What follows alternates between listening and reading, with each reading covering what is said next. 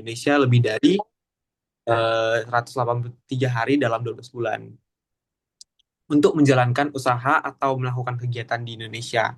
Secara perpajakan, BUT merupakan subjek pajak yang melakukan pemajakannya eh, disamakan dengan subjek pajak dalam negeri.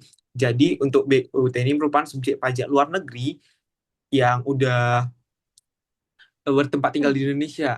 Jadi dipersamakan sama dengan badan, maupun dia orang pribadi maupun badan, seperti itu.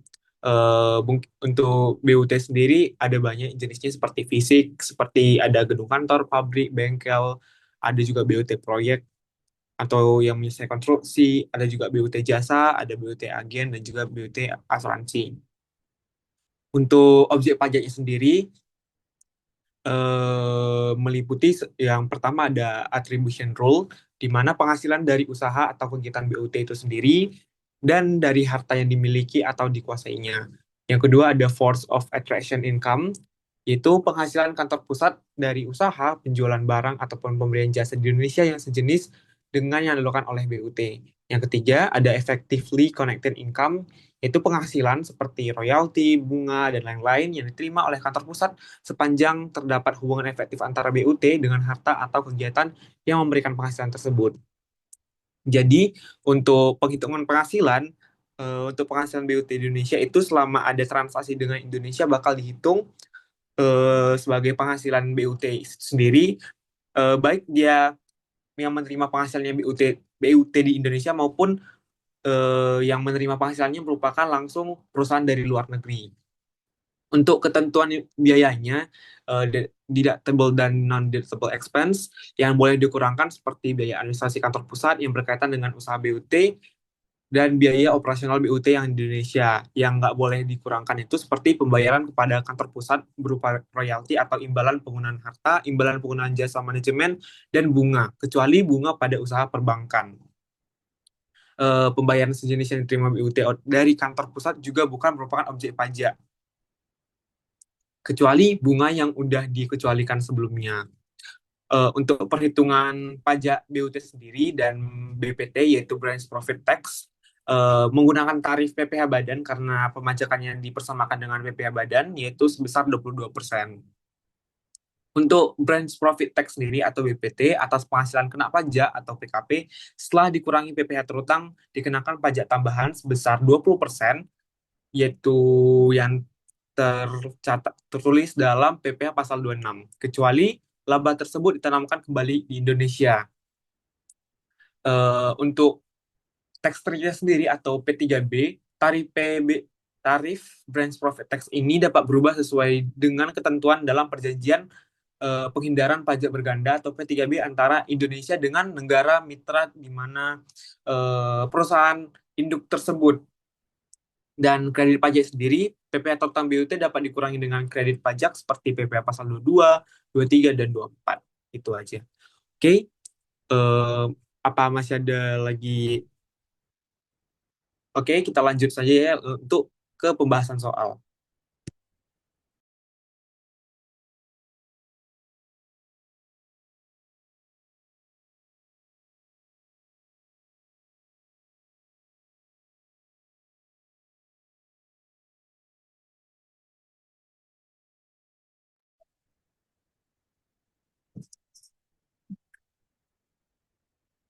Oke, untuk ini ada soal tahun lalu.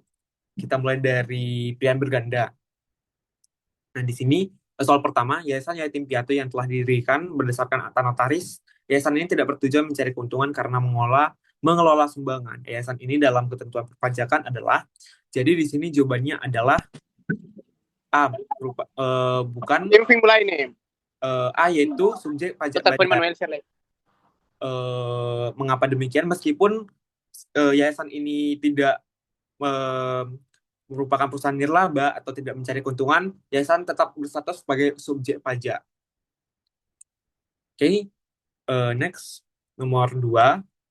Berikut yang tidak termasuk subjek pajak adalah, bila kita review dari pilihannya, yang pertama PKN SAN, biarpun sebagai instansi pemerintah, fungsinya memang sebagai bendahara seperti yang yang memotong pajak, namun dalam konteks undang-undang perpajakan pajak penghasilan, instansi pemerintah biasanya memenuhi kriteria unit tertentu dari badan pemerintah. Untuk B, kantor sekretariat ASEAN di Jakarta. Ini merupakan eh, bukan subjek pajak. Mengapa demikian? Karena dalam pasal 3 UU PPH yang mengatur tentang subjek pajak, eh, yaitu yang dikecualikan adalah organisasi internasional dengan syarat Indonesia menjadi anggota organisasi tersebut dan tidak menjalankan usaha untuk memperoleh penghasilan di Indonesia. Seperti yang kita tahu, kantor sekretariat ASEAN merupakan salah satu contoh organisasi internasional yang dikecualikan dari subjek pajak. Jika kita lihat konteks pilihan yang lain, yang C itu ada YYZ Limited di Singapura yang menerima pembayaran dividen dari Indonesia. Ini merupakan subjek pajak luar negeri karena perusahaan asing yang menerima dividen dari Indonesia. Sedangkan untuk yang D itu kantor cabang XYZ Limited di Indonesia merupakan juga subjek pajak, yaitu bentuk usaha tetap BUT yang diperlakukan sebagai subjek pajak badan. Oke, next yang nomor 3. Yang dilakukan koreksi fiskal negatif oleh PT ABC yang menghitung pajaknya secara biasa adalah di sini pilihannya, jika kita lihat dari optionnya, yang pertama itu penghasilan bunga luar negeri. Eh, ini merupakan objek pajak umum non-final yang digabungkan dalam perhitungan pajak biasa, jadi nggak perlu dikoreksi. Untuk yang B sendiri adalah biaya sanksi denda keterlambatan SPT tahunan badan. Eh, ini juga bukan karena ini bukan jawabannya, karena ini adalah koreksi fiskal positif. Biaya sanksi perpajakan tidak boleh dikurangkan atau sebagai non-deductible expense. Untuk C sendiri, biaya gaji pegawai juga bukan koreksi fiskal negatif, karena ini adalah biaya untuk mendapatkan, menagih, dan memelihara penghasilan, atau 3M tadi, sehingga secara akuntansi dan perpajakan sama-sama diakui, jadi tidak ada koreksi. Dan jawaban yang benar adalah D, yaitu penghasilan dari undian. Karena sudah dikenakan PPh final pada saat diterima, maka dalam menghitung penghasilan kena pajak di akhir tahun, penghasilan ini harus dikeluarkan dari perhitungan laba rugi fiskal secara asimilratif disebut sebagai koreksi negatif. Next, untuk nomor 4. Sebuah perusahaan penerbangan di negara Singapura membuka kantor perwakilan di Indonesia untuk pengurusan penjualan tiket dan jasa terkait. Kantor perwakilan tersebut tidak berbadan hukum sesuai ketentuan di Indonesia. Yang menjadi objek penghasilan adalah kita lihat dari optionnya A, hanya penghasilan cabang.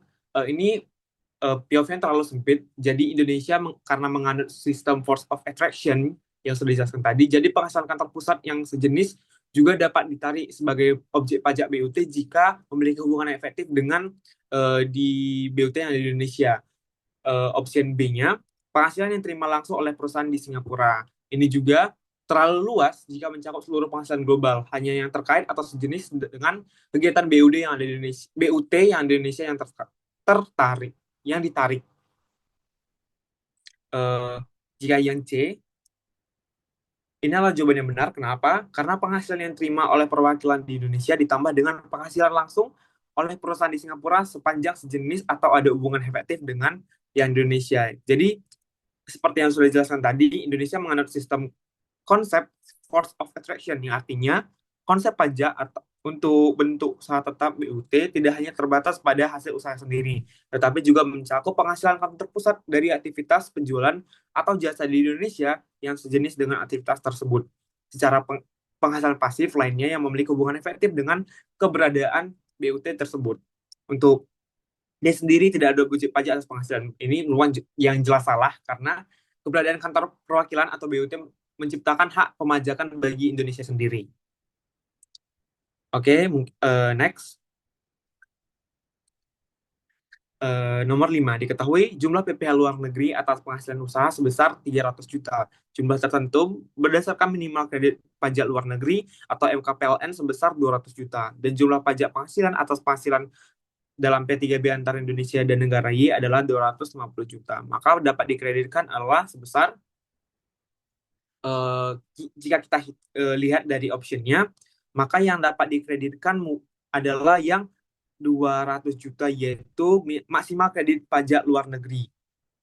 Karena berdasarkan pasal 24 UU PPH dan aturan pembajakan, yaitu dalam PMK nomor 192 tahun 2018, pengkreditan pajak luar negeri diambil dari nilai paling kecil atau metode ordinary kredit terbatas. Jadi yaitu sebesar 200 juta. Next, nomor 6. Eh,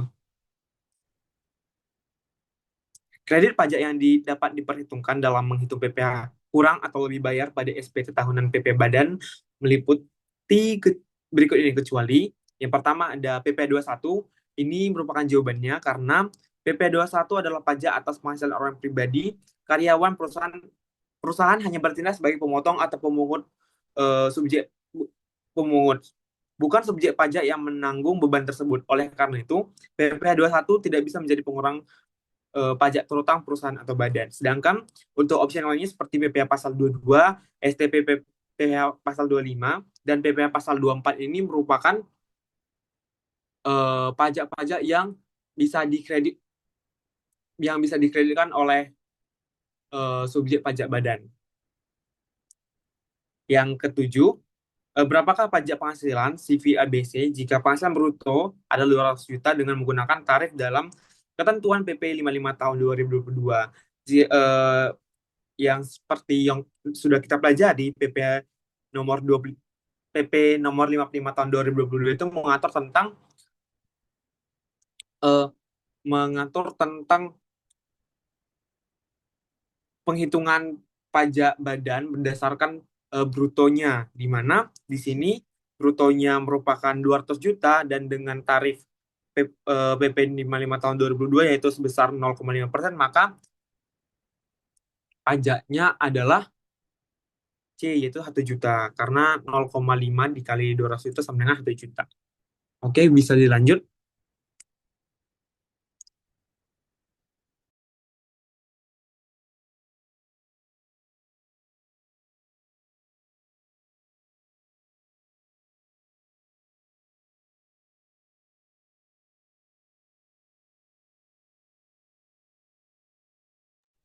Kemudian kita lanjut untuk nomor 8. Dalam melakukan rekonsiliasi fiskal bentuk usaha tetap BUT, biaya yang tidak dapat dikurangkan dari penghasilan bruto antara lain. Itu jawabannya adalah C, biaya sumbangan ke yayasan yang tidak terdaftar.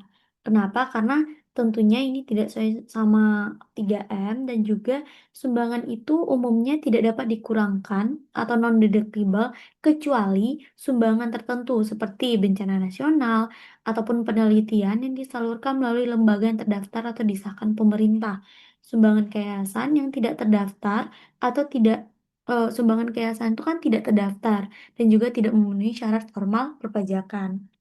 Nah, kemudian nomor 9, WP Badan PT Nusantara mengalami rugi fiskal sebesar 500 juta pada tahun 2022.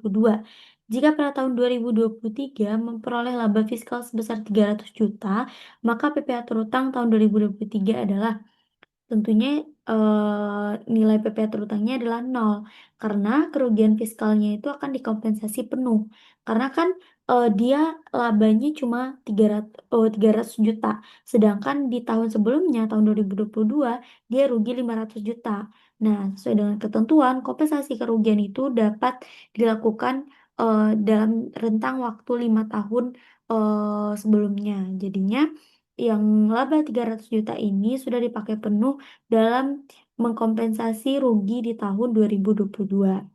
Nah, kemudian di nomor 10, tarif PPh yang berlaku untuk BUT dalam menghitung pajak penghasilan terutang adalah jawabannya yaitu tarif pasal 17 itu sama dengan tarif WP Badan. Tadi udah jelaskan juga sama temen aku tentang materi BUT tadi. Nah, kemudian untuk nomor 11, PTX melakukan amortisasi biaya pengurusan hak paten sebesar 100 juta dengan masa manfaat 5 tahun. Jika pengakuan komersial dilakukan secara langsung, berapa koreksi fiskal yang harus dilakukan per tahun jika menggunakan metode garis lurus? Nah, di sini dari soal kita tahu kalau misalnya menurut komersial hak paten sebesar 100 juta itu dilakukan secara langsung. Jadinya di tahun pertama bebannya itu langsung 100 juta. Sedangkan menurut perhitungan secara fiskal maupun secara pajak, em, kan ini masa manfaatnya 5 tahun. Jadi di setiap tahun itu beban yang 100 juta ini harus dialokasikan dalam 5 tahun. Itu harus kita sesuaikan lagi pakai metode apa.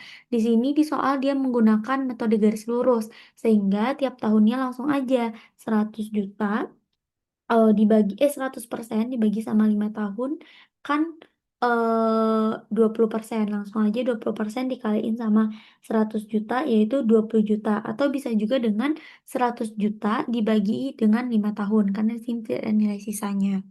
Kemudian untuk nomor 12, perwujudan BUT di Indonesia dapat meliputi hal-hal berikut ini kecuali yang D, anak perusahaan. Karena sesuai dengan materi, itu ada BUT, ada BUT fisik, kemudian ada juga non-fisik. Teman-teman juga harus hafal lagi ya, ini teori tentang BUT. Nah, kemudian yang nomor 13, suatu BUT dapat dikecualikan dari kewajiban pajak di Indonesia jika jawabannya adalah C, tidak berada di Indonesia lebih dari 183 hari. Nah, kita lihat dari pilihan A, yaitu tidak memiliki kantor cabang di Indonesia. Itu salah ya. Kantor cabang itu hanya salah satu jenis dari BUT. Meskipun dia tidak punya cabang, tapi entitas itu bisa dianggap BUT jika memiliki eh, bisa katakan bengkel, gudang, ataupun proyek konstruksi. Nah, kemudian pilihan B itu tidak memperoleh penghasilan dari Indonesia. Nah, ini juga kurang tepat karena meskipun tidak punya penghasilan, selama dia punya bertempat di usahanya itu bertempat di Indonesia dan memenuhi kriteria fisik ataupun durasi waktunya, maka status BUT itu tetap melekat dan kewajiban pelaporan ataupun SPT-nya itu tetap ada di setiap tahun. Dan kemudian untuk pilihan C itu tidak berada di Indonesia lebih dari 183 hari. Nah, ini salah karena kriteria ini itu untuk subjek pajak orang pribadi, bukan untuk itu tuh untuk lebih untuk menentukan status SPDN dan juga SPLN, bukan penentu tunggal untuk semua jenis BUT, terutama BUT badan dan BUT aktivitas. Nah, kemudian untuk nomor 14, penghasilan bukan objek pajak. Nah, itu diatur dalam pasal ya 4 ayat 3. Untuk pasal 4 ayat 2 itu PPh final dan pasal 6 itu mengatur tentang biaya-biaya yang dapat dikurangkan atau deductible expense. Nah, untuk nomor 15, sebuah perusahaan menggunakan metode penyusutan garis lurus untuk fiskal dan saldo menurun untuk komersial. Selisih yang timbul akan dikategorikan sebagai. Nah, kita perlu review lagi untuk metode penyusutan garis lurus dan saldo menurun itu berbeda ya teman-teman. Yang mana beban penyusutan kalau pakai metode saldo menurun itu lebih gede daripada beban penyusutan menggunakan metode garis lurus. Nah, jadi jawabannya di sini adalah yang D, koreksi fiskal positif temporer. Nah, di sini perbedaan temporer itu kan perbedaan waktu. Nah, karena penyusutan itu pada akhirnya total nilai yang disusutkan itu akan sama, tapi bedanya itu hanya alokasi per tahunnya aja. Baik teman-teman menggunakan metode double declining maupun yang garis lurus itu hanya berbeda waktunya aja karena kan tarifnya itu beda ya. Jadinya lebih cepat kalau misalnya disusutkan dengan metode double declining dibandingkan dengan garis lurus. Nah, kemudian kita perlu lagi tahu positif temporer itu apa. Positif temporer itu terjadi jika beban penyusutan komersial, di sini kan di soal penyusutan komersial ini kan menggunakan saldo menurun, itu lebih besar daripada fiskal. Artinya, eh, artinya laba kena pajak kita akan bertambah. Berbeda halnya dengan negatif temporer. Kalau negatif temporer terjadi jika beban penyusutan fiskal itu lebih besar daripada komersial. Nah, karena metode saldo menurun itu membebankan biaya sangat besar di tahun awal, biasanya di awal masa manfaat akan menghasilkan koreksi fiskal positif temporer karena si komersial terlalu gede beban penyusutannya dibandingkan dengan aturan perpajakan, sehingga ada koreksi fiskal positif temporer. Dan kemudian untuk nomor 16, Dalam perhitungan kompensasi kerugian fiskal, batas waktu yang diperbolehkan menurut Undang-Undang PPA adalah ya 5 tahun C. Kemudian untuk nomor 17, manakah metode penyusutan yang diperkenankan untuk menghitung biaya fiskal berikut ini? Nah, nomor 17 yang kita lihat dari option A, itu bangunan permanen wajib menggunakan metode garis lurus, itu benar. Kemudian yang B, bangunan tidak permanen dapat memilih menggunakan garis lurus atau saldo menurun. Nah, ini salah karena untuk bangunan baik dia permanen maupun tidak permanen, dia itu hanya bisa menggunakan metode garis lurus. Untuk saldo menurun itu untuk non bangunan. Nah, kemudian bukan bangunan dapat memilih menggunakan metode garis lurus atau kapasitas produksi, salah. Kapasitas produksi itu tidak, melainkan metode double declining. Nah, kemudian untuk yang D, aset berupa kendaraan wajib masuk kelompok 3 dan menggunakan metode garis lurus atau saldo menurun. Nah, ini salah karena aset berupa kendaraan itu bisa dikelompokkan menjadi kelompok 1, 2, 3, 4 itu sesuai dengan masa manfaatnya. Nah, kemudian untuk nomor 18, dasar hukum yang digunakan untuk melakukan koreksi biaya yang tidak didukung dengan bukti adalah itu 18 itu adalah D, pasal 28 Undang-Undang KUP. Yaitu eh, meskipun pasal 6 dan 9 Undang-Undang PPh itu mengatur biaya yang boleh atau deductible expense dan non-deductible expense, landasan utama mengenai kewajiban menyelenggarakan pembukuan yang didasarkan pada bukti yang sah itu pasal 28 Undang-Undang KUP. Nah, kemudian untuk nomor 19, jika perusahaan memberikan natura kepada manajer keuangan berupa voucher bahan bakar kendaraan dinas yang dibawa pulang senilai 1 juta setiap bulan, maka atas biaya tersebut sesuai dengan ketentuan terbaru itu jawabannya adalah C, tidak dikoreksi. Kalau ketentuan lama itu dikoreksi sebesar 50%-nya, kalau ketentuan baru itu tidak dikoreksi. Nah, kemudian untuk nomor 20, berikut ini sumber-sumber penghasilan BUT yang dapat dikenai pajak penghasilan di Indonesia kecuali yaitu A. Bunga pinjaman dari kantor pusat. Kenapa? Karena sesuai dengan pasal 5 ayat 1 Undang-Undang PPh, dalam menghitung laba BUT, biaya-biaya yang dibayarkan oleh BUT kepada kantor pusatnya seperti bunga, royalti, ataupun imbalan jasa manajemen tidak diperbolehkan sebagai pengurang biaya dan begitu pun sebaliknya. Itu bukan merupakan objek pajak karena dianggap sebagai satu kesatuan entitas. Nah, itu adalah pembahasan pilihan gandanya. Sekarang kita lanjut ke bahas soal esai yang PPH-BUT dulu, nanti kita lanjutkan ke PPH Badan. Oke, lanjut.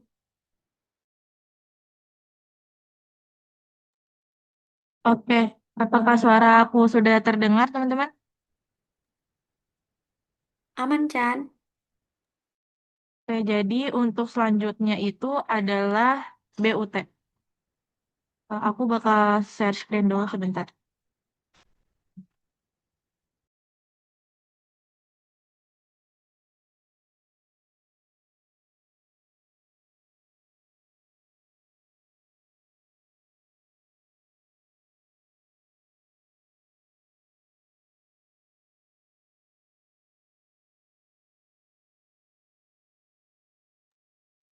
Oke, jadi di soal UAS tahun lalu, untuk perpajakan lanjutan tuh, kasus pertamanya itu adalah BUT. Cuma mungkin kalau misalnya teman-teman udah baca dan lihat soalnya agak pusing ya, karena emang sebegitu kompleksnya sih tahun lalu. Cuma kemarin pas kita ngobrol sama Pak Asko bilang di tahun sekarang bakal dibuat lebih simpel dan hal-hal yang emang bakal rancu atau nggak jelas itu soal-soal kayak gitu bakal diusahain gak bakal ada. Jadi harusnya teman-teman bisa ngerjain lebih aman lagi sih dari pada tahun-tahun yang sebelumnya. Jadi kalau misalnya di tahun kemarin itu laporan keuangan itu kita dikasih dua untuk yang BXD INA sama BXD Corp. BXD Corp ini tuh kantor pusat dan BXD INA ini adalah BUT-nya. BUT-nya kantor pusat yang ada di Indonesia. Kalau misalnya nanti teman-teman ujian hanya ada satu aja laporan keuangannya itu langsung laporannya BUT. Jadi teman-teman gak bakal pusing-pusing lagi untuk ngelihat mana yang harus direkon, mana yang harus disesuaikan. Langsung aja laporan keuangannya cuma ada yang BUT.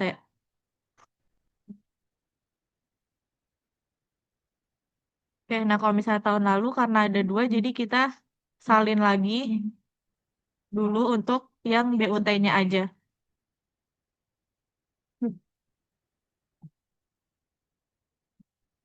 Nah, terus di bawahnya bakal ada catatan-catatan. Nah, dari catatan ini yang bakal kita gunain untuk mengoreksi laba ruginya, supaya dapat laba bersih yang sesuai sama fiskal, baru nanti kita hitung pajak penghasilan BXD INA, terus sama itu branch profit tax-nya. Oke, pertama catatannya adalah BXD Corp merupakan perusahaan Tiongkok produsen mobil listrik. Nah, ini berarti kantor pusat yang ada di Tiongkoknya. Nah, BXD INA merupakan cabang distribusi di Indonesia. Berarti BXD INA ini adalah BUT-nya. Terus penjualan BXD Corp merupakan penjualan di seluruh kawasan Asia Tenggara.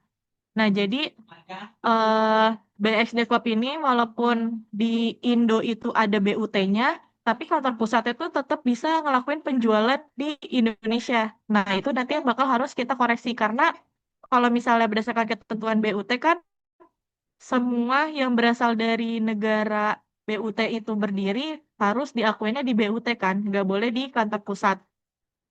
Nah, terus di sini dia bilang hanya 30% penjualan yang berasal dari Indonesia dengan HPP proporsional 80% dari penjualan.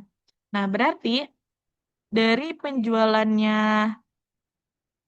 BXD INA sama harga pokok penjualannya ini itu tuh 30%-nya, 30% penjualan dan 80% HPP-nya itu berasal dari Indonesia. Nah, berarti harusnya itu diakuinya tuh di BUT Indonesia juga. Makanya di sini kita ngelakuin penyesuaian 30% dari 5 5 miliar ya, 5 miliar sama 80% dari 4 miliar.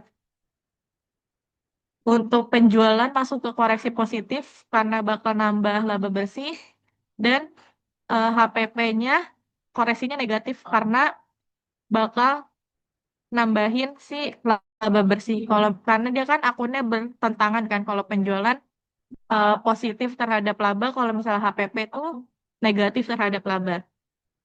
Oke, lanjut untuk catatan yang B, biaya usaha BSD Corp atau kantor pusat itu meliputi seluruh biaya operasi anak cabang di Asia Tenggara.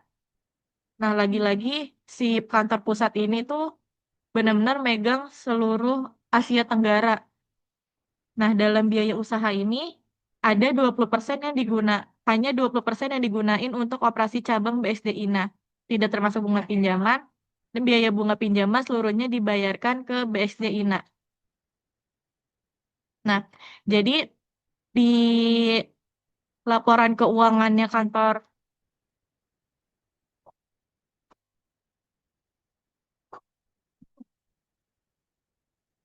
oh ini salah highlight guys. Maaf ya. Bentar. Sorry, sorry kebalik.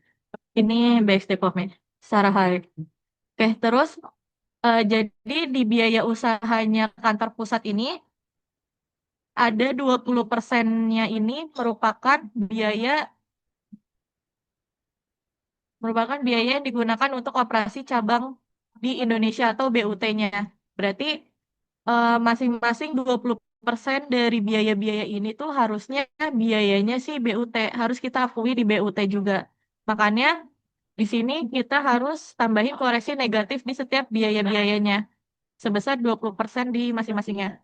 Berarti kayak gaji tunjangan di BSD Corp atau di kantor pusat kan 900 juta.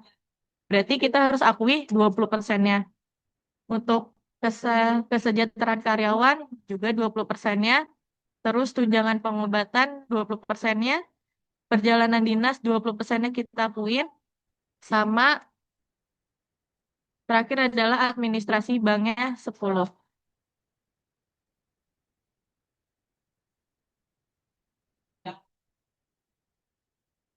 Oke, lanjut.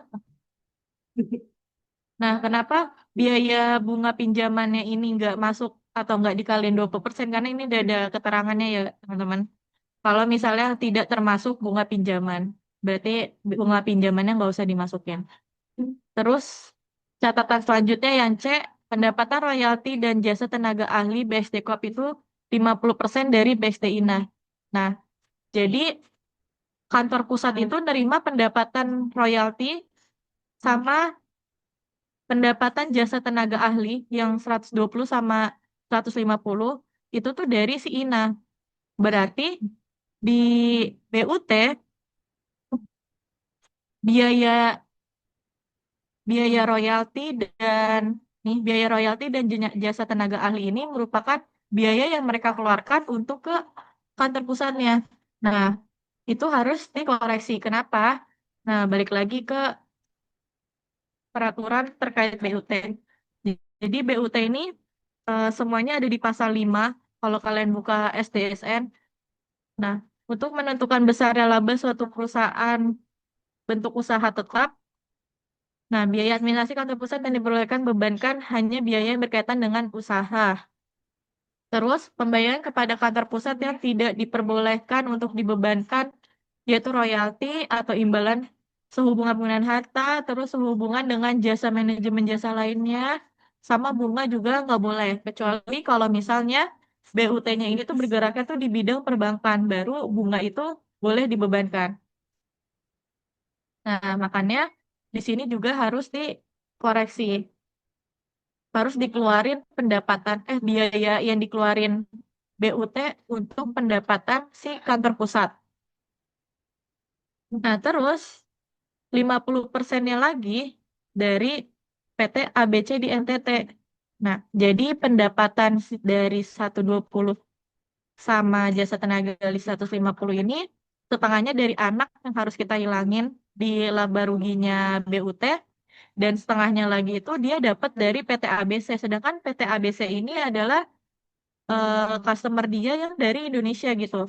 Karena itu wilayahnya BUT, makanya harus diakuin di BUT. Makanya di sini penghasilannya si kantor pusat 50% jasa tenaga ahli sama royalti harus diakuin juga 50% di laporan keuangannya BUT. Karena di sini nambah 6075 juga. Terus selanjutnya yang D, antara Indonesia dengan Cina terdapat P3B yang mengatur branch profit tax maksimumnya itu 50% dari tarif pajak domestik. Nah, sebenarnya di sini juga soalnya agak rancu ya karena dia nyebutinnya itu tarif maksimum. Berarti kan kalau misalnya kalian hitungnya di bawah 50 harusnya asumsinya masih benar kan? Cuma karena nggak ada ketentuan yang benar-benar spesifik, jadi langsung pakai aja 50% di sini. Jadi tarifnya 50% dari tarif pajak domestik. Tarif pajak domestiknya 20% dikali 50% berarti nanti untuk tarif BPT-nya jadi 10%. Oke, ini kita keep dulu aja. Lalu yang catatan yang BXD INA berkomitmen untuk menanamkan kembali 80% laba setelah pajak ke investasi baterai mobil di Indonesia. Nah, berarti nanti ini mempengaruhi juga terkait perhitungan BPT.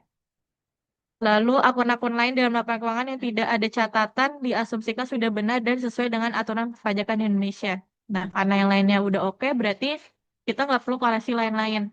Tapi teman-teman harus tetap lihat lagi akun-akun di laporan keuangannya BUT. Ada nggak akun-akun yang emang nggak diperbolehkan sama sekali gitu? Ada di laporan keuangan. Kayak misalnya ini adalah bunga pinjaman. Nah, berdasarkan pasal pasal 5 tadi kan bunga itu benar-benar saklek nyatain nggak boleh diakuin. Nah, berarti ini harus dikoreksi. Tuh. Kalau misalnya udah, langsung dihitung aja kayak hitung laba bersih pada umumnya, baru kita kali penghasilan kena pajak. Baru dapat penghasilan kena pajaknya. Habis itu baru kita hitung pajak penghasilannya. Nah, kalau misalnya BUT, langsung aja pakai tarif 22% karena mereka nggak ada fasilitas, nggak ada pasal 31E dan sebagainya. Beda sama nanti kalau kalian hitung di PPh Badan. Kalau PPh BUT benar-benar satu aja tarifnya 22%. Terus dari penghasilan pajak penghasilan ini kita cari PPh kurang lebih bayar ya. Karena sebenarnya ini tuh di soal nggak ada info ya terkait kredit pajaknya tuh berapa. Harusnya nanti di soal kalian bakal udah disediain gitu kredit pajaknya berapa. Jadi kalian gak perlu ngitung satu-satu. Kalau di soal ini, kita tuh diminta hitung juga cari kredit pajak yang mungkin kita harus nyari eh, PPh pot atau nggak pot yang kemungkinan muncul gitu. Kalau misalnya kalian lihat akun-akun ini, tuh, contohnya di sini kan ada sewa mesin ya. Nah, sewa mesin ini masuk ke PPh tiga kan, tarifnya 2%. Nah, ini kita kali baru kita dapat PPh tiga dan kita analisis lagi yang lain-lainnya kayak gitu. Nah, misal di sini aku ambil contoh satu aja biar nggak terlalu membingungkan. Dapat berarti PPh pasal 23-nya 160. Nah, ini diasumsiinnya ya udah karena udah dipungut pajak berarti jadi pengurang pajak penghasilan dong. Jadi kredit pajak. Makanya dari 242 juta ini dikurangi kredit pajak berarti kita kurang bayar 242 juta. Habis itu baru sesuai perintah soal selanjutnya kita disuruh ngitung branch profit tax-nya kan. Dari mana? Dari nih. Laba sebelum pajak kita kurang, kita tambah atau kita tambah sama kurang atau mana ya? Ditambah sama kurang lebih bayar pajak. Habis itu kita dapatlah laba setelah pajaknya. Nah, kemarin tuh Pak Asko juga bilang kalau misalnya mungkin dosen teman-teman tuh ada yang beda ya cara ngitung BPT-nya. Ada yang pakainya proporsional dalam artian berarti BPT itu hanya dihitung terhadap nilai yang gak diinvestasiin lagi ke Indonesia. Atau ada dosen yang benar-benar pakai semuanya, pokoknya kalau nggak diinvestasikan seluruhnya di Indonesia, ya udah berarti semuanya harus kena BPT. Nah, itu sebenarnya dua-duanya boleh dan dua-duanya sama. Diikutin aja dosen teman-teman semua. Karena emang dari peraturannya juga nggak begitu menjelaskan secara rincinya. Apakah apakah yang karena di nih, ntar kita cari deh peraturannya. Pasal 26 ya.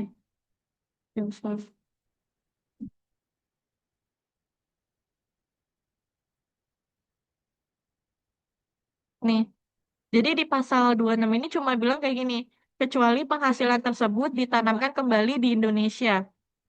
Nah, tapi tuh nggak ada detailnya gitu. Yang ditanamkan kembali itu harus 100% atau bagaimana? Karena kalau misalnya dia bilang cuma ditanamkan kembali, berarti kan asumsinya bisa aja harus semuanya ditanemin. Berarti kalau misalnya sebagian ditanemin pun itu nggak termasuk ditanamkan kembali ke Indonesia. Nah gitu pokoknya guys. Jadi dua-duanya itu benar tinggal ngikutin dosen kalian aja masing-masing gimana. Nah kalau misalnya pakai yang proporsional berarti BPT-nya tarif 10% tadi langsung dikalinya sama yang tidak diinvestasin lagi ke Indonesia. Tapi kalau misalnya teman-teman pakai keseluruhan berarti BPT-nya langsung aja 11% dikali sama laba yang setelah pajak. Tuh. Untuk dari BPT, BUT itu aja. Mungkin bisa dilanjut nomor 2 sama Wulan sama Justin.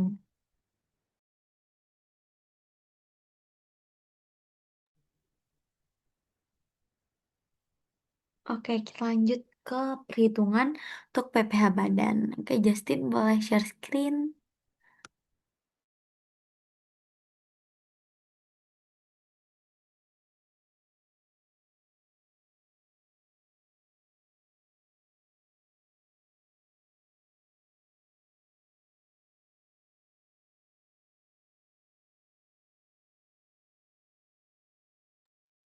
Oke, geser ke kanan Justin buat soalnya.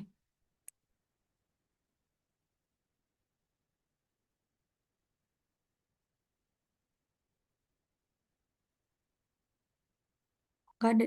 Nah, itu. Oke, di sini untuk soal esai PPh badan ini kita dikasih data neraca sama juga data income statement dan rugi labanya. Nah, di sini juga ada keterangan-keterangan dari nomor 1 sampai 13 yang nantinya 1 sampai 14 yang nantinya ini akan berpengaruh dalam kita menghitung rekonsiliasi fiskalnya baik dia positif maupun negatif yang nantinya akan berpengaruh besarnya pajak terutang. Nah, kita langsung aja dari soal dari neraca ini udah ada elemen aset, kemudian total aset dan total ekuitas dan kewajibannya itu udah sama, udah balance. Kemudian untuk elemen eh, rugi laba itu ada penjualan, kemudian ada HPP. Nah, yang mana HPP-nya ini perhitungan dari persediaan awal ditambah pembelian, kemudian dikurangi dengan persediaan akhir, dapatlah HPP-nya, kemudian laba kotornya. Laba kotor dikurangi sama biaya usaha, dapat laba usahanya. Kemudian ada juga penghasilan ataupun biaya di luar usaha. Itu ada bunga tabungan. Nah, ini tuh lebih ke PPh yang final gitu. Nah, kemudian kita baca dari nomor 1 dulu. Nah, di sini itu dari total penjualan 80% merupakan penjualan ke luar negeri atau Timur Leste. Atas penjualan ini telah dikenakan pajak penghasilan sebesar 10% dari laba kotor di Timur Leste. Antara Indonesia dengan Timur Leste itu tidak ada P3B. Oke, lanjut dulu nomor 2.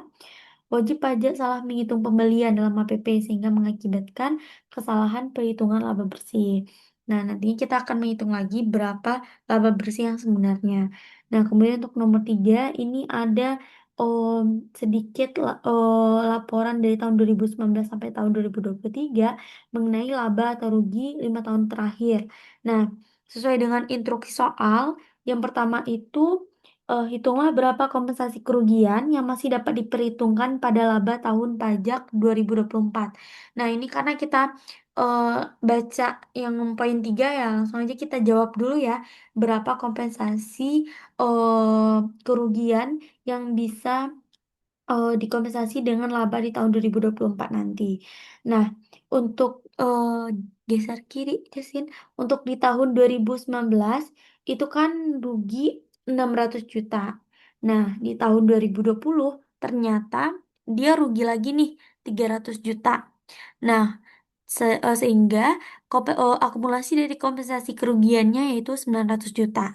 Nah, di tahun 2021 dia laba sebesar 100 juta. Nah, laba di tahun 2021 ini bisa kita kompensasikan untuk menutup kerugian di tahun 2019. Alhasil akumulasi kerugiannya itu menjadi 500 dan 300, 800 juta. Nah, kemudian di tahun 2022 ternyata dia rugi lagi sebesar 1,5 miliar sehingga akan menambah akumulasi kompensasi kerugiannya. Nah, kemudian di tahun 2023 ternyata dia rugi lagi nih 800 juta sehingga akan menambah lagi akumulasi kerugiannya. Sehingga total dari kompensasi kerugian yang bisa digunakan untuk laba di tahun 2024 untuk menutup eh, kerugian dari tahun 2019 sampai tahun 2023 yaitu sebesar 3 juta 3 miliar 100 juta yang ini. Nah, kemudian kita baca lagi kanan lagi. Nah, kemudian di instruksi kedua ke kanan Justin. Nah, di instruksi kedua itu kita disuruh untuk eh, menghitung biaya penyusutan, kemudian menghitung untuk poin ketiga menghitung laba bersih menurut fiskal. Nah, kita lanjut menghitung biaya penyusutan dulu ya. Nah, ini keterangannya ada di ini ntar SPS-nya akan di-share juga ya teman-teman. Di ini di daftar aset boleh turun. Nah, di daftar turun. Nah, di daftar aset ternyata si PT ABC ini memiliki sepeda motor, kemudian mobil, truk trailer, mesin pengecat, kemudian ada bangunan, yang mana bangunan itu ada yang permanen maupun tidak permanen. Nah, di sini juga ada jumlah unitnya, ada umur atau masa manfaatnya, dan juga di sini soalnya udah ada kelompoknya dia masuk ke kelompok mana. Jadi untuk perhitungan antara penyusutan menurut fiskal ataupun aturan perpajakan kita pakai kelompok yang sudah dicantumkan di soal ini. Nah, kemudian tanggal perolehannya, nilai perolehan dan metodenya juga. Nah, ini di tahun ini emang soalnya agak tricky banget karena di sini pakai metodenya semuanya saldo menurun dan yang garis lurus cuma emang bangunan aja gitu. Jadi yang non bangunan pakai saldo menurun. Nah, balik lagi, teman-teman harus tahu juga eh untuk setiap kelompok ini berapa besarnya tarifnya. Nah, kita bedah dari sepeda motor dulu. Sepeda motor ini stay di soal aja dulu. Oh, Justin. Nah, sepeda motor ini kan masuk ke kelompok satu. Nah, kalau kelompok satu pakai metode saldo menurun, itu tarifnya adalah 50%. Nah, untuk mobil itu yang non bangunan juga ya, kelompok tiga. Kelompok tiga kalau misalnya pakai saldo menurun itu 12,25%. Karena kalau pakai penyusutan saldo menurun itu 12,25%. Nah, kemudian kalau misalnya truk trailer itu di kelompok keempat itu kita pakai kalau pakai metode saldo menurun itu tarifnya 10%. Kemudian kalau misalnya mesin pengecat itu kelompok 3 itu kita pakai 12,5%. Aku salah tadi yang ini mobil itu yang kelompok 3 kita pakai 12,5% ya teman-teman. Kemudian untuk bangunan kalau dia permanen itu 5%, sedangkan kalau misalnya dia tidak permanen kita pakai 10%. Nah, lanjut ke perhitungannya ke kiri. Perhitungannya menurut fiskal yang pertama penyusutan untuk sepeda motor. Nah, sepeda motor ini tanggal perolehannya kan 5 Juni tahun 2019. Nah, tarifnya kita udah tahu tadi kalau misalnya dia kelompok satu itu 50%. Yang mana nanti besarnya penyusutan di tahun pertama yaitu 12 juta. 12 juta itu dapatnya dari mana? Yaitu dari perolehan awal, nilai perolehannya kan 48 juta tadi. 48 juta dikaliin sama tarifnya, kemudian dikaliin sama partisialiernya. Nah, dapatlah penyusutannya 12 juta. Kemudian untuk berapa book value-nya tinggal dikurangi 48 juta dikurangi sama 12 juta dapatnya 36. Nah, untuk tahun berikutnya 2020, 2021, 2022, 2023 itu sama. Nah, di sini kan tadi itu sepeda motor itu kan masa manfaatnya 5 tahun. Nah, dari 2019, 5 Juni 2019 untuk menghitung berapa penyusutannya di tahun 2024 itu tidak ada lagi karena sudah buffernya itu sudah habis di tahun 2023. Nah, kemudian untuk mobil, nah mobil tadi kan masuk kelompok 3. Kelompok 3 itu tarifnya 12,5%. Nah, itu diperoleh 1 Maret 2019, jadinya di tahun 2019 cuma 10 yang kita susutkan cuma 10 bulan, cuma dikali 10 bulan, 10 per 12. Nah, untuk beban penyusutan di tahun 2019 sama sama kayak tadi yaitu yang perolehan awalnya 1,3 miliar dikaliin sama tarifnya 12,5%, kemudian dikaliin sama 10 per 12. Nah, kemudian untuk saldonya tinggal kurangi dari 1,3 dikurangi sama penyusutan yang 135 ini. Nah, begitupun sampai ke tahun 2024. Nah, dan lanjut untuk truk trailer. Untuk truk trailer itu dia pakai metode double declining juga. Kelompok 4, untuk kelompok 4 itu tarifnya 10%. Nah, diperoleh 1 Januari 2020. Nah, untuk tahun 2020 itu penyusutannya tinggal dari nilai perolehan yang 1,1.447.800 itu dikaliin dengan 10%, dapat 144.780. Kalau untuk saldonya tinggal dikurangi dari harga perolehan dikurangi penyusutan. Sampai di tahun 2024 kita tahu bahwa penyusutannya itu cuma hanya 94.990.158. Nah, untuk mesin pengecat, nah itu pakai saldo menurun juga. Kelompok 3 kita pakai tarif 12,5%. Nah, itu dibeli 30 Oktober 2018. Jadinya di tahun 2018 penyusutannya hanya 3 bulan, 3 per 12 nantinya untuk partial year-nya. Jadinya besarnya penyusutannya yaitu harga perolehannya yaitu 869.500.000 dikaliin sama 12,5% dikaliin sama 3 per 12. Nah, dapatlah penyusutannya 27.171.000 1.875. Kemudian setelah itu untuk saldonya tinggal kita kurangi harga perolehan dikurangi dengan penyusutan. Sehingga di tahun 2024 itu penyusutannya hanya 54.004.703. Nah, kemudian untuk bangunan yang permanen dan tidak permanen, untuk yang permanen itu tarifnya 5%. Nah, dia itu dibeli 2 Februari 2018, berarti otomatis cuma 11 bulan di tahun 2018. Nah, itu harga perolehannya 2.203.500.000 dikaliin sama tarif yang 5% kali 11 per 12 dapat segitu. Nah, kemudian untuk saldonya nilai perolehan dikurangi penyusutan, dan begitu pun sampai tahun 2024 kita tahu bahwa penyusutannya 110.175.000. Nah, untuk bangunan yang non permanen itu tarifnya 10%. Nah, tinggal kita kaliin juga harga perolehan awalnya yaitu 1,5 miliar dikaliin sama 10% kali 11 per 12. Begitupun sampai di tahun 2024. Tapi di sini hmm, bentar, untuk instruksinya kan cuma hitunglah biaya penyusutan menurut ketentuan perpajakan ya. Jadi teman-teman hanya mencari sampai ke penyusutan bangunan yang non permanen menurut aturan fiskal yang pakai tarif penyusutan berdasarkan kelompoknya, baik kelompok 1, 2, 3, 4 maupun permanen dan non permanen. Nah, untuk instruksi yang ketiga, kita disuruh untuk menghitung laba bersih menurut fiskal. Tunjukkan perhitungan saudara dalam lembar kerja rekonsiliasi fiskal dan berikan catatan dasar koreksi yang saudara lakukan. Nah, balik lagi, rekonsiliasi fiskal itu ada yang positif dan negatif. Kita review lagi untuk yang fiskal positif, berarti itu akan menambah laba kena pajak kita. Kalau misalnya rekonsiliasi fiskal negatif, itu akan mengurangi laba kena pajak kita. Nah, kemudian kita eh, kita bedah satu persatu dari instruksi yang keempat. Justin boleh ke ini aja, ke yang fokusnya ke kertas kerjanya aja, biar aku baca soalnya.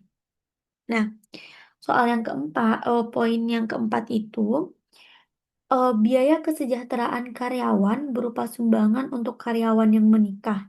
Nah, di sini kita tahu ada beban atau biaya kesejahteraan karyawan sebesar 25 juta.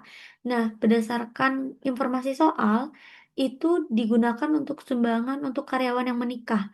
Nah, sumbangan karyawan untuk yang menikah ini tidak termasuk deductible expense, sehingga akan ada koreksi fiskal positif karena sumbangan untuk karyawan yang menikah ini tidak diatur dalam PP.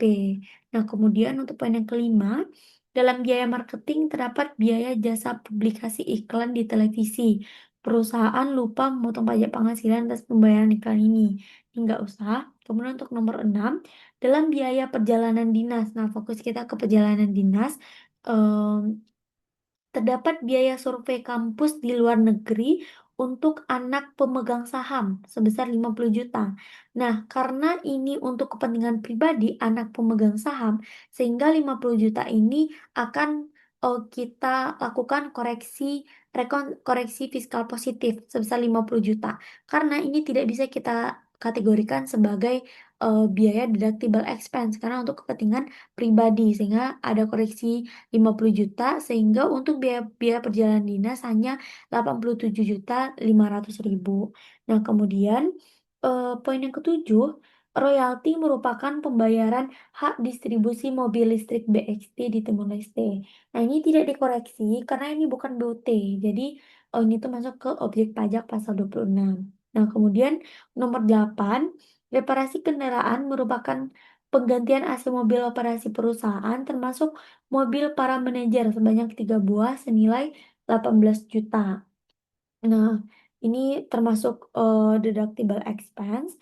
Nah, kemudian bunga pinjaman untuk instruksi yang ke-9, untuk poin yang ke-9 itu ada bunga pinjaman. Nah, bunga pinjaman di sini kan 162.500.000. Nah, itu merupakan bunga atas utang dagang pada pihak ketiga. Nah, ini kenapa tidak dikoreksi? Karena ini bukan bunga atas utang ke bank. Jadinya ini bisa kita kategorikan sebagai deductible expense. Dan kemudian untuk poin ke-10, penjualan saham sepenuhnya dilakukan melalui bursa efek. Nah, kalau di sini teman-teman bisa lihat ini di penghasilan atau biaya luar usaha itu ada laba penjualan saham sebesar 137 juta. Nah, itu harus dikeluarkan, harus terjadi koreksi negatif karena itu merupakan objek pajak penghasilan final PPh pasal 4 ayat 2. Karena ini kan penjualan sahamnya itu dilakukan melalui bursa efek ya, jadinya tergolong ke PPh 4 ayat 2 final. Nah, kemudian untuk poin yang ke-11 itu ada bangunan yang disewakan adalah bangunan yang tidak permanen. Nah, di sini ada sewa bangunan. Sewa bangunan ini juga termasuk dalam PPh pasal 4 ayat 2 sehingga terjadi koreksi negatif sebesar 120 juta. Nah, kemudian atas penghasilan luar usaha semua sudah dipotong pajak penghasilan oleh pemberi penghasilan sesuai dengan ketentuan yang berlaku.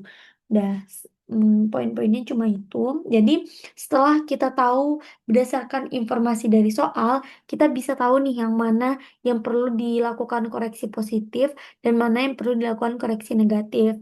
Nah, ketika kita sudah melakukan koreksi positif dan koreksi negatif, kita bisa tahu berapa eh, laba yang seharusnya dikenakan pajak. Nah, di sini laba bersihnya itu menurut fiskal itu 5.480.497.968. Ini laba yang siap untuk dikenakan pajak setelah kita melakukan rekonsiliasi baik itu rekonsiliasi koreksi positif maupun koreksi negatif. Nah, intinya teman-teman harus bisa membedakan mana yang bisa dikategorikan sebagai deductible expense dan kemudian penghasilan-penghasilan mana yang dikenai PPh final pasal 15 maupun pasal 4 ayat 2.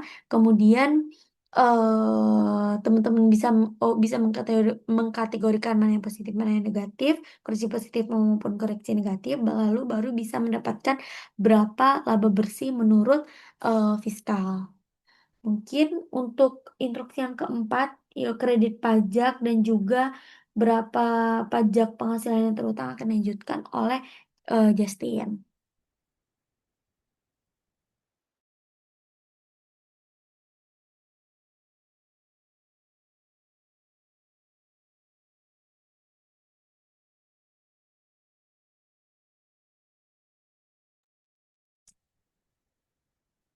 Baik, selanjutnya di sini instruksinya itu nomor 4 menghitung PPh pasal 23 yang menjadi hak PT ABC untuk diperhitungkan dalam perhitungan pajak penghasilan tahun berjalan.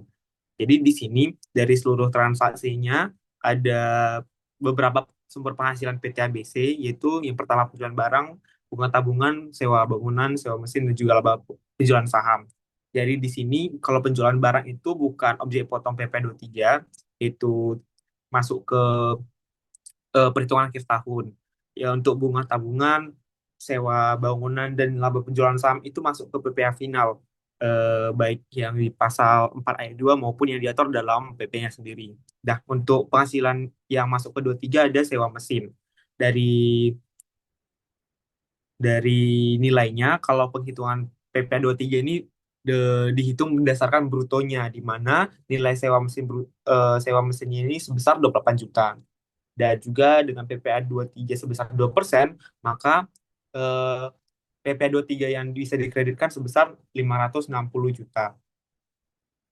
Nah, di sini ada keterangannya, PPh pasal 23, tarif pemotongan untuk sewa penghasilan lain sehubungan dengan penggunaan harta selain sewa tanah atau bangunan itu 2% dari jumlah brutonya. Oke, lanjut. Nomor 5, di sini ada untuk soalnya yaitu penghitung kredit pajak PPh pasal 24 untuk tahun pajak 2024. Nah, untuk PPh 24 sendiri yang berasal transaksi dari luar negeri, di mana tadi di soal disebutkan sebesar 80% dari penjualannya, di mana dari sini 80% dari total sebesar 10 miliar, dan juga HPP-nya juga 80%, dan membuat laba kotor dari Timor Leste itu penjualan kurang HPP sebesar 6 miliar 455.600.000 dan pajak yang terbayar di luar negeri sebesar 10% dari laba kotornya. Dan ini merupakan pajak yang terbayar di luar negeri. Sedangkan kalau kita menghitung kredit pajak 24 ada 3 kriterianya, yaitu yang pertama pajak yang terbayar di luar negeri, yang kedua jumlah tertentu, yang ketiga adalah jumlah pajak yang kurang bayar. Nah, yang terkecil dari ketiga nominal tersebut yang itu merupakan yang dikreditkan. Nah, untuk melihat ketiganya kan harus kita menghitung dulu sampai akhir. Jadi untuk untuk kredit pajak 24 ini bakal kita tentukan setelah menghitung keseluruhannya. Nah, selanjutnya untuk kita lanjut dulu ke instruksi nomor 6, yaitu pajak penghasilan yang harus dibayar PT ABC dan PPh angsuran 25 tahun berikutnya. Nah, di sini untuk PPh PPh terutangnya dihitung menggunakan pasal 31E, di mana dihitung secara progresif dari proporsional dari brutonya, di mana di sini penghitungannya yang mendapat fasilitas dan juga non fasilitas. Di sini pertama menghitung peredaran brutonya, di mana bruto ini dihitung dari seluruh penghasilan yang diterima, yaitu dari penjualan, sewa bunga tabungan, sewa bangunan, sewa mesin, dan juga laba penjualan saham, yang mana sebesar 12.788.500. Dan setelah perhitungan tadi di sini, perhitungan dari rekonsiliasi, laba bersihnya didapatkan adalah 5,489.968. Nah, kemudian kita hitung secara proporsional menggunakan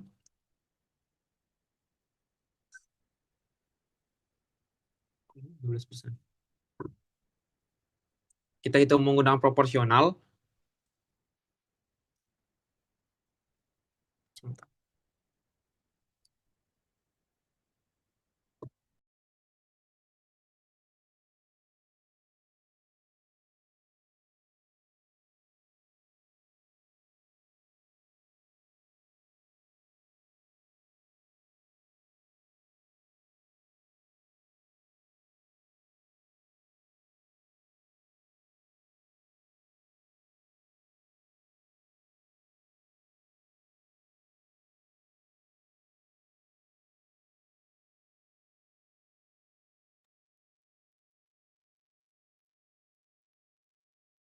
Nah, di sini kita hitung secara proporsional menggunakan pajak fasilitas yang mana 11% dan juga pajak non fasilitas yaitu normal sebesar 22%.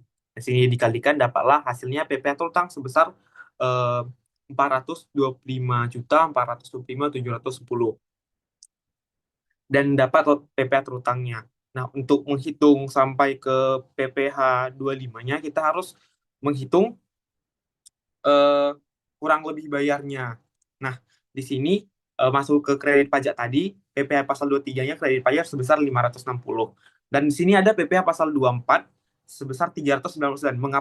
Kenapa yang dipakai kredit pajak pasal 24-nya jadi yang 399 bukan yang 645 juta yang di sini, karena sekali lagi kredit pajak PPh 24 itu maksimal sebesar jumlah tertentu, jumlah pajak yang dibayar di luar negeri atau jumlah pajak yang kurang bayar, mana yang lebih kecil. Jadi karena di sini yang lebih kecil itu jumlah pajak yang kurang bayar, maka yang dikreditkan sebesar yang kurang bayar itu saja. Jika di sini misalnya kita hilangkan pasal 24-nya, nah di sini yang kurang bayarnya sebesar 399.865.710. Nah, yang dikreditkan sebesar yang kurang bayar ini, yang membuat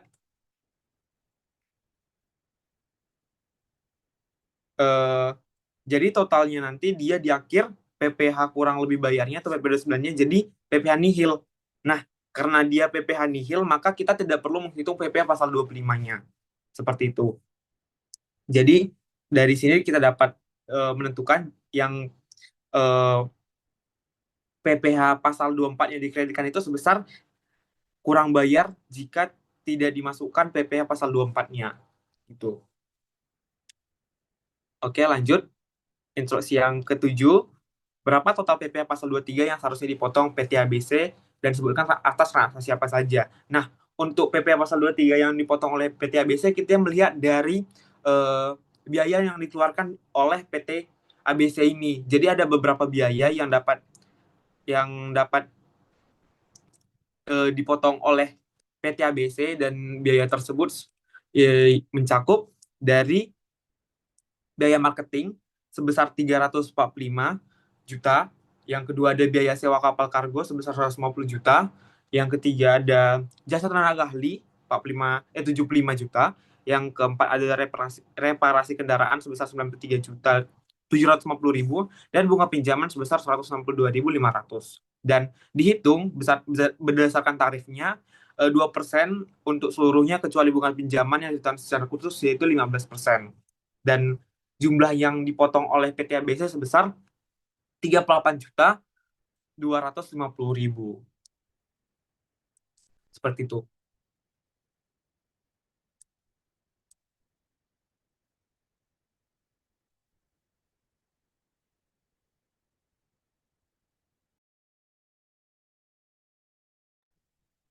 Mungkin sekian dari kami. Apakah ada teman-teman yang ingin bertanya?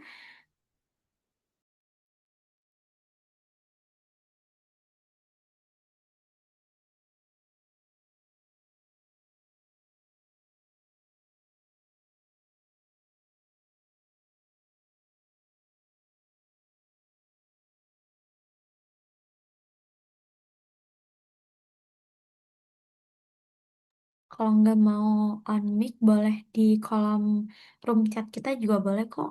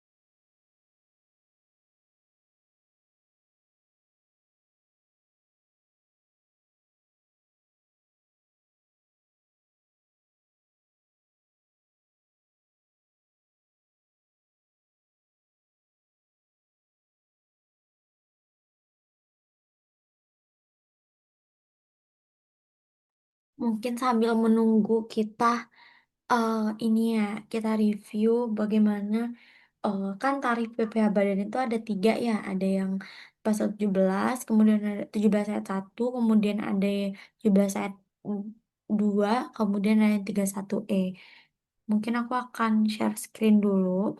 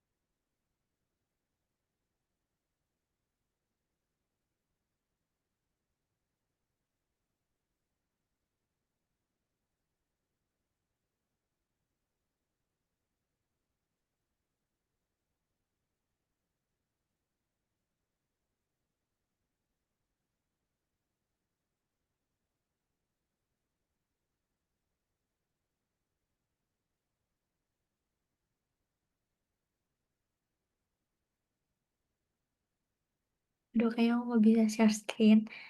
Kita review ulang aja ya. Nah, misalnya kan di tarif PPh Badan itu ada tiga ya. Ada yang pasal 17 ayat 1, kemudian ada pasal 17 ayat 2B, kemudian ada juga dengan pasal 31E. Nah, di sini aku fokusin ke pasal 31E. Jadi di pasal 31E ini ada dua ketentuan ya teman-teman. Ada misalnya teman-teman fokus teman-teman itu ke peredaran brutonya. Kalau misalnya peredaran brutonya itu sampai dengan 4,8 miliar, maka perhitungan PPh terutang itu semuanya dapat fasilitas pengurangan 50%. Jadinya rumusnya 50% dikaliin sama 22% baru kali penghasilan kena pajaknya. Nah, beda halnya kalau misalnya peredaran bruto teman-teman itu lebih dari 4,8 M, tapi kurang dari 50 M.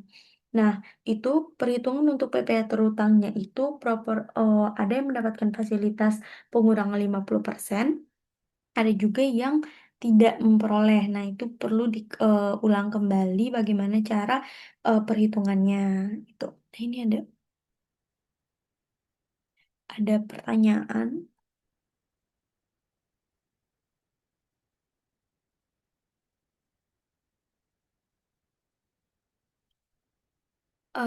Tadi ada tentang PPh 25 nihil.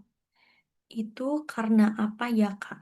Guys, ini kalau misalnya mau tanya, ini aja ya ke semua orang, jangan ke tentornya aja gitu, biar teman-teman yang lain bisa baca. Tadi kan biar aku aja yang jelasin. Oh, boleh, boleh, boleh.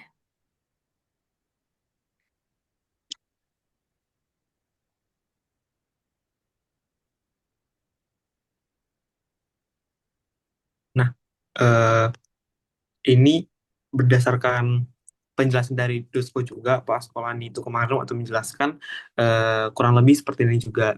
Jadi, eh, untuk menghitung kredit pajak PPh 24 itu kan maksimal sejumlah besar tertentu. Kita mengikut di mana mana yang paling kecilnya. Di sini antara jumlah pajak yang dibayar di luar negeri atau jumlah pajak yang kurang bayar, mana yang lebih kecil.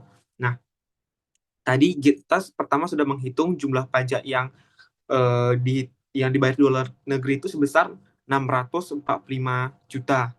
Sedangkan jika kita keluarkan PPh 24-nya dari perhitungan itu, maka terjadi kurang bayar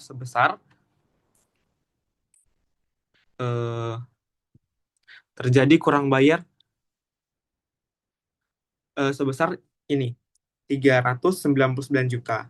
Nah, karena yang lebih kecil itu yaitu PPh kurang bayarnya yaitu sebesar 399 juta ini, maka nominal PPh kurang bayar inilah yang langsung menjadi kredit pajak pasal 24-nya. Seperti itu. Nah, ini ada jawab penjelasan kok. Di sini karena yang lebih kecil itu PPh 2 PPh PPh 29 atau yang kurang bayarnya, maka yang itu langsung yang dikreditkan. Nilai kurang bayar itu langsung yang dikreditkan sebagai PPh pasal 24-nya. Nah, karena kita kreditkan sebesar kurang bayarnya, maka dia jadi langsung menjadi PPh nihil. Maka kalau PPh 29-nya nihil, maka kita nggak perlu untuk menghitung PPh 25 untuk tahun depannya lagi. Seperti itu. Apakah masih ada pertanyaannya? Atau sudah jelas atau belum?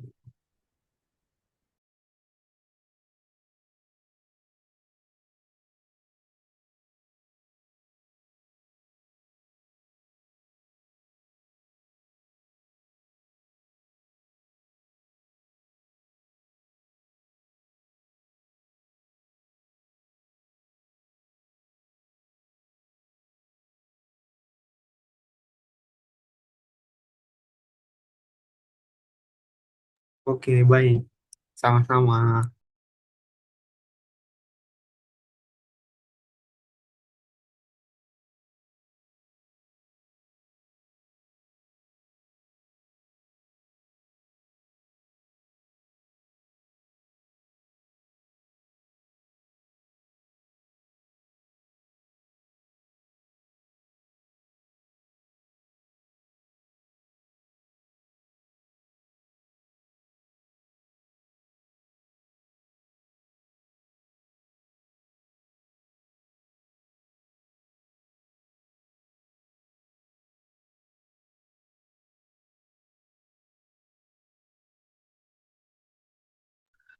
Oke, pertanyaan selanjutnya yaitu semisalnya dapat nihil itu gimana ya cara hitungnya? Nah, cara hitungnya itu pertama eh, dihitung dulu pajak terutangnya seperti biasa, PPh terutangnya. Sudah dapat PPh terutangnya, nanti dihitung dulu kredit pajak, dihitung dulu total kurang lebih bayarnya kecuali PPh pasal 24-nya. Jadi PPh pasal 24-nya itu dikecualikan dalam perhitungan yang awal dulu supaya eh, kita dapat melihat PPh kurang bayar sebelum dikreditkan pajak 24, PPh pasal 24-nya. Nah, sini kan udah dapat nih PPh terutangnya sebesar 425 juta. Terus di sini tetap dikurangkan dengan kredit pajak yang lain seperti 23 dan 25, yaitu 23 560.000 dan 25 juta. Jadi setelah dikreditkan hanya 23 dan 25, maka yang dapatlah PPh kurang bayar atau lebih bayar PPh 29-nya sebesar 399 juta. Terus kita bandingkan dengan eh, indikator lain. Kan tadi ada beberapa indikator kan, seperti ada untuk menghitung PPh pasal 24-nya ada 3 indikator sebenarnya. Tapi karena yang pertama 3 indikator ini, yang pertama pajak yang dibayar di luar negeri, yang kedua itu sebenarnya jumlah tertentu dengan rumus ini, dan juga yang ketiga jumlah kurang bayar si WP badannya, wajib pajak badannya. Nah, dari ketiga ini kita nentuin mana yang paling rendah. Nah, di sini kan yang pertama di sini jumlah tertentu dengan rumus ini PH bruto di negara Timor Leste dikurang dengan PHKP dikalikan dengan PH terutang dalam negeri. Nah, karena ini penghasilannya jadi 1 miliaran, maka ini nggak mungkin jadi kredit pajak 24-nya. Nah, terus jika kita lihat pajak terbayar di luar negerinya itu sebesar 645 juta. Nah, eh, jika kita hitung PPh kurang bayarnya kecuali di yang mana 24 dikecualikan itu sebesar 399 juta. Dan karena nominal PPh kurang bayar ini yang paling kecil, jadi yang kita kreditkan sebagai PPh 24 itu sebesar PPh kurang bayar ini yang menyebabkan nanti PPh 29 itu jadi PPh nihil gitu. Nah, eh, semisalnya PPh kurang bayarnya itu lebih besar dibanding PPh kurang bayar itu lebih besar dibanding PPh terbayar. Nah, yang kita kreditkan jadinya PPh yang terbayar ini. Misalnya kita hitung itu setelah penghitungan ada soal yang lain, kita hitung PPh kurang bayarnya 700 juta nih. karena lebih kecil pajak yang terbayar di luar negeri, maka yang kita kreditkan sebesar yang terbayar di luar negeri ini misalnya 600 juta, maka ada kurang bayar 100 juta. Nah, kalau ada kurang bayar, maka yang kurang bayar ini kita lakukan penghitungan PPh 25, di mana uh, yang kurang bayar ini dibagikan 12 untuk perhitungan untuk pembayaran PPh 25 untuk tahun depan gitu. Apakah sudah jelas atau masih ada pertanyaan lain?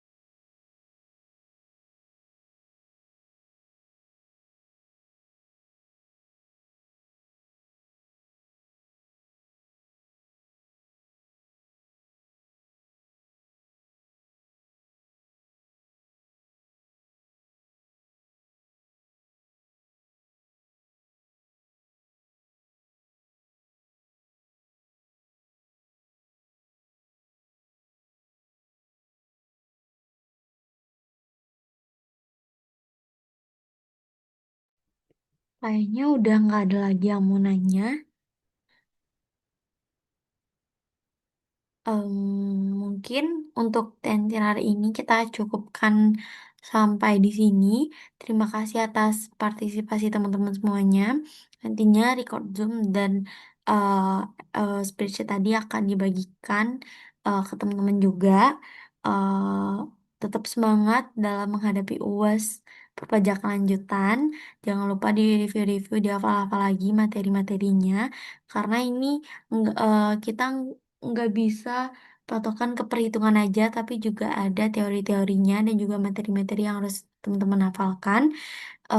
Tetap semangat, jaga kesehatan, dan juga jangan lupa yang paling utama adalah berdoa kepada Allah yang Maha Esa. Oke, sekian dari kami. Terima kasih atas perhatian teman-teman semuanya. Maaf jika ada kekurangan. Kami tutup dengan Assalamualaikum warahmatullahi wabarakatuh. Thank you, teman-teman.